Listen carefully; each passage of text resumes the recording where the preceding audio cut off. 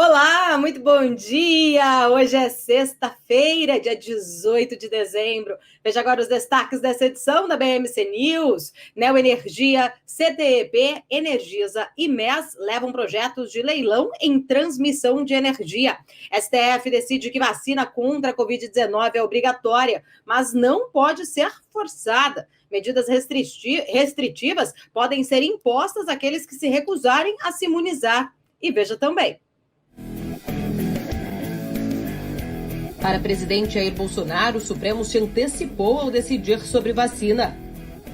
Vacina da Moderna contra a Covid-19 é aprovada por comitê do FDA, Agência Sanitária dos Estados Unidos. Líder da maioria do Senado nos Estados Unidos diz que Congresso pode trabalhar no fim de semana para aprovar pacote de estímulos. Tudo isso e muito mais agora na BMC News.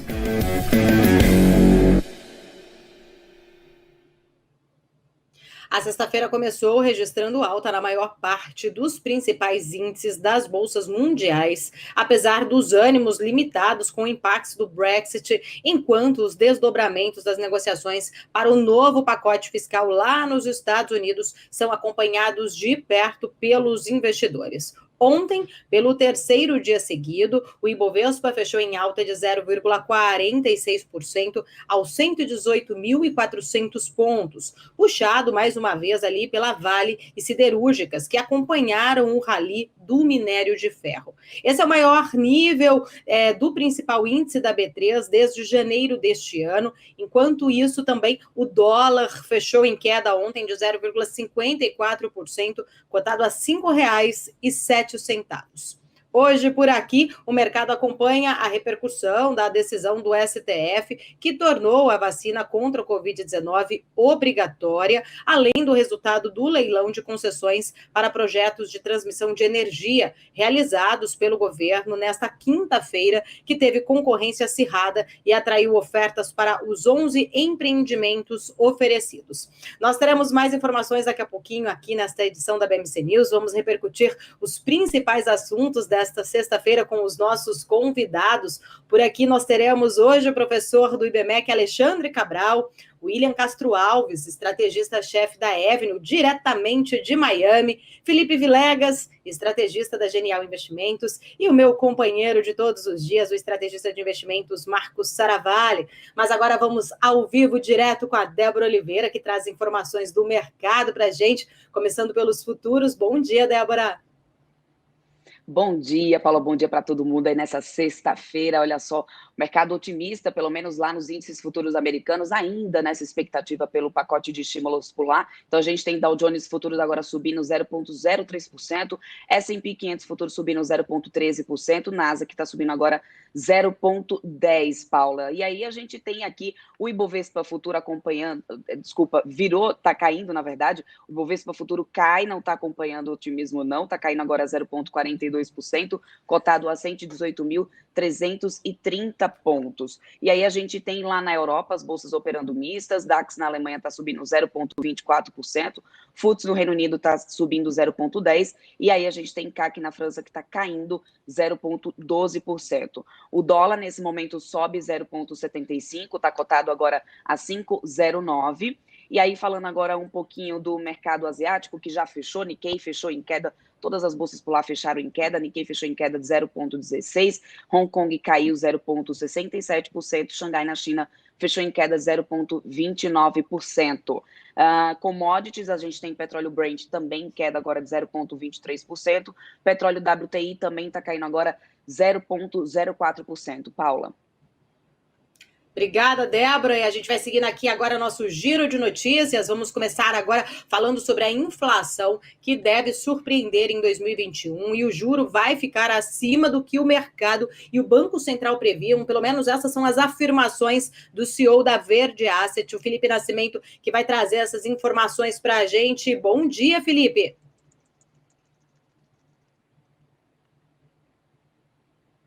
Acompanha a gente aqui na BMC News. Pois é, em uma live. Estou ouvindo agora. Em uma live. Eu achei que eu estava sem seu áudio, tá mas estou te ouvindo, Felipe, pode falar. Estou te ouvindo, muito pode falar. Muito bom, tranquilo. Olha só, Paula, em uma live para o jornal Valor Econômico, Luiz Stuhlberger disse que o Banco Central vai ter que subir os juros com mais rapidez do que o mercado avalia no momento e que a inflação vai surpreender para cima agora em 2021. Stuhlberger disse também, vou abrir aspas aqui para ele, eu olho que tudo que a gente compra está subindo no ano 10% e tudo que a gente não compra por causa da pandemia está zero.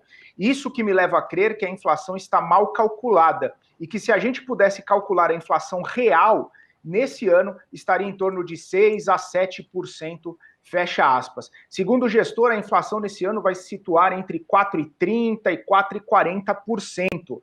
Justificando essa fala dele que eu acabei de trazer, tudo aquilo que as pessoas estão consumindo menos, como passagens aéreas, transporte, está fazendo a inflação cair. Só que tudo que a gente consome mais está subindo muito, principalmente alimentos, que na média estão com alta aí de 20%. O gestor comentou também que a inflação em 12 meses vai ter um pico de 6% em maio ou junho de 2021, o que daria aí um juro real muito negativo. E ainda disse que o presidente do Banco Central, Roberto Campos Neto, tem muita coragem de ver toda essa situação e ainda permanecer tranquilo. Paula. Felipe, mudando um pouquinho de assunto, eu queria que você continuasse aqui comigo para a gente falar agora um pouquinho sobre o leilão de concessões para o projeto de transmissão de energia que foi realizado ontem pelo governo. Teve uma concorrência muito acirrada, né? Atraiu ofertas ali para 11 empreendimentos oferecidos. Conta para a gente como foi exatamente esse leilão, Felipe. Ô Paulo, entre os principais destaques aí da licitação, que deve viabilizar linhas de energia, vão demandar 7,3 bilhões de reais. Apareceram a novata MES Energia, que levou o maior número de lotes, e também a Neo Energia, que ficou com a obra mais cara da licitação. Também arremataram projetos a CTEP, da colombiana ISA, a Energisa e a estatal gaúcha CGT. Além de empresas menores, incluindo um grupo do setor de engenharia. A disputa pelos contratos de 30 anos para a construção e futura operação dos empreendimentos oferecidos nesse leilão teve várias rodadas. E os resultados confirmaram aí as expectativas dos analistas, que já esperavam uma intensa competição, também ali a presença de empresas tradicionais do setor elétrico, também grupos financeiros, grupos de construção, todos eles ali disputando arrematar esse leilão de energia. Apesar de não ter chegado a superar o recorde histórico visto no leilão do ano passado, de 60%, o diretor-geral da Agência Nacional de Energia Elétrica considerou o resultado extremamente exitoso e disse que esse resultado confirma o grande interesse da iniciativa privada em fazer investimentos no setor elétrico aqui no Brasil. Paula. Obrigada, Felipe. Do Felipe, eu quero ir diretamente agora com o Alex André, que está trazendo informações da nossa agenda econômica de hoje, desta sexta-feira. Oi, Alex, muito bom dia. O que a gente tem para hoje?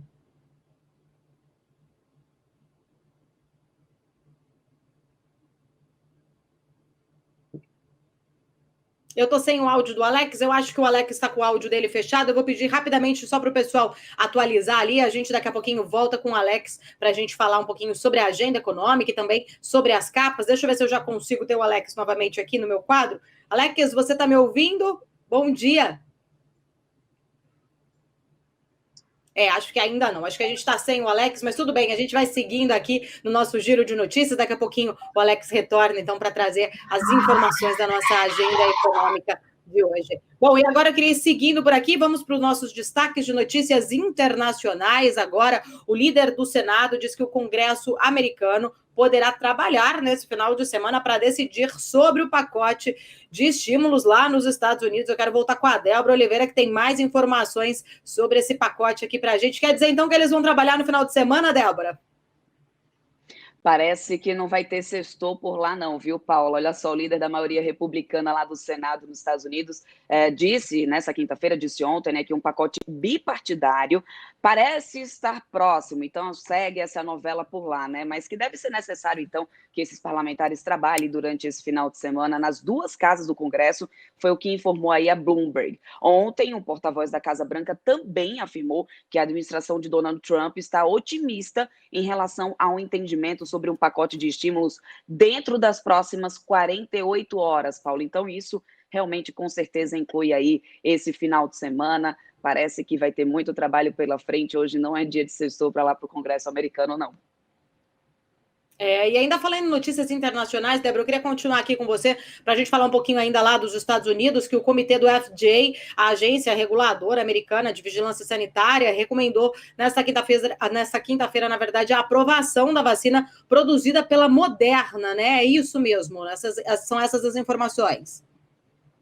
Isso, a decisão do comitê não significa que a FDA já aprovou a vacina, mas a agência normalmente costuma aí acatar essas orientações sugeridas pelo grupo e, de acordo com a agência de notícias Bloomberg, após esse posicionamento do comitê, a FDA pode aprovar ainda hoje o uso emergencial do imunizante. Na semana passada, a FDA já tinha confirmado que a vacina da Moderna apresenta 94% de eficácia, acrescentando que o imunizante funcionou bem em pessoas de todas as idades, raças e gêneros. Os efeitos colaterais foram generalizados, ocorrendo na maioria dos receptores, mas geralmente de curta duração. Os sintomas incluem fadiga, dores de cabeça, dores musculares e dores no local da injeção. A Moderna foi a segunda empresa a fazer o pedido para o uso emergencial nos Estados Unidos no dia 30 de novembro. A primeira foi a vacina da americana Pfizer, em parceria com a alemã BioNTech, que começou aí a ser aplicada no país já no início dessa semana. Paula. Tá certo, Débora, obrigada. E agora, das notícias internacionais, vamos voltando aqui para o Brasil, e o nosso destaque agora é política.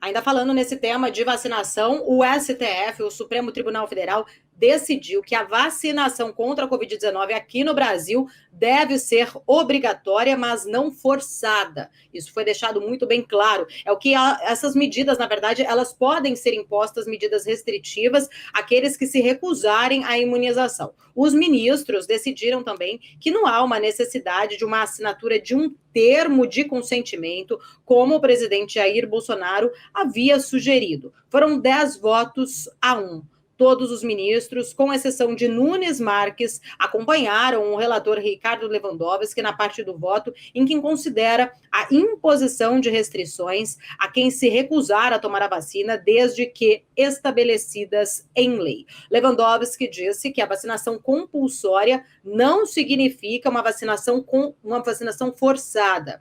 Ele ainda afirmou que, como punição aos que se recusarem a se imunizar, que os estados podem implementar restrições ao exercício de certas atividades ou à frequência de determinados lugares, desde que previstos em lei.